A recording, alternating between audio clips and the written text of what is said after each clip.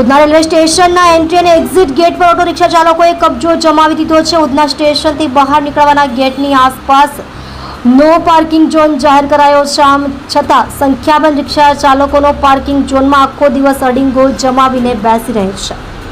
આપ જોઈ રહ્યા છો ગુજરાતની સૌથી પહેલા ખબર આપતી Surat express news channel director Rajesh મંગલેની સાથે.